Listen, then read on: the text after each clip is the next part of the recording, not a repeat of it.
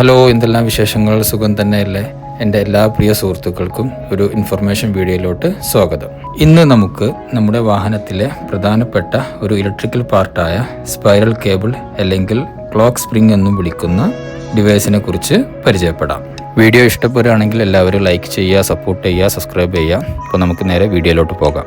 അതായത് steering വീലിനുള്ളിൽ steering കോളത്തിലായിട്ട് fit ചെയ്തിട്ടുള്ള steering വീലിനോടൊപ്പം കറങ്ങുന്ന ഒരു പ്രത്യേക റോട്ടറി ഇലക്ട്രിക്കൽ കണക്ടറാണ് സ്പൈറൽ കേബിൾ. ഇത് സ്റ്റിയറിംഗ് വീലിനോട് കൂടെ കറങ്ങുന്നത് കൊണ്ടാണ് ഇതിനെ ക്ലോക്ക് സ്പ്രിംഗും എന്നും വിളിക്കുന്നത്.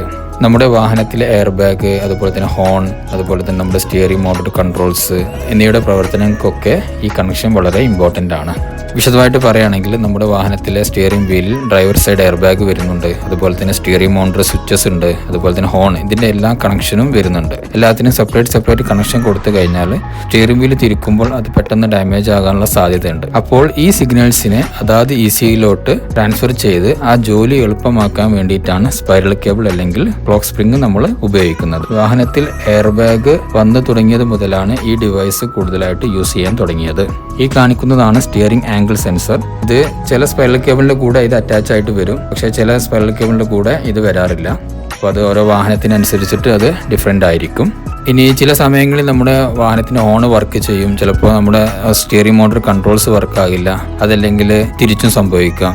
പിന്നെ എയർ ബാഗിൻ്റെ ആ ഒരു സിമ്പിൾ നമ്മുടെ കോമ്പിനേഷൻ മീറ്ററിൽ ഇൻഡിക്കേറ്റ് ചെയ്യും. അപ്പോൾ അങ്ങനെയൊക്കെ കാണിക്കുമ്പോൾ അധികവും ഈ സ്പൈറൽ കേബിളിൻ്റെ പ്രോബ്ലം ആയിട്ടാണ് കാണാറുള്ളത്.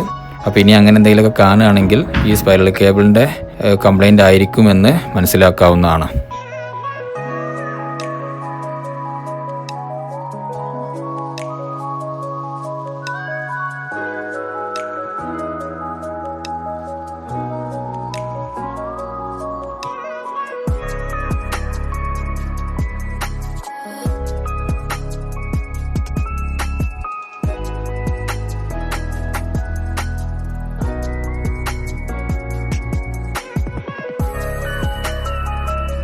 അപ്പോൾ ഇത്രയൊക്കെയാണ് സ്പൈറൽ കേബിനെ കുറിച്ചിട്ടുള്ള കാര്യങ്ങൾ. അപ്പോൾ ഇന്നത്തെ വീഡിയോ എല്ലാവർക്കും ഇഷ്ടപ്പെട്ടെന്ന് വിചാരിക്കുന്നു. ഇതുപോലുള്ള ഇൻഫോർമേറ്റീവ് ആയിട്ടുള്ള വീഡിയോസുമായിട്ട് വീണ്ടും വരുന്നതാണ്. എല്ലാവരുടെയും സപ്പോർട്ട് ഉണ്ടാവണം.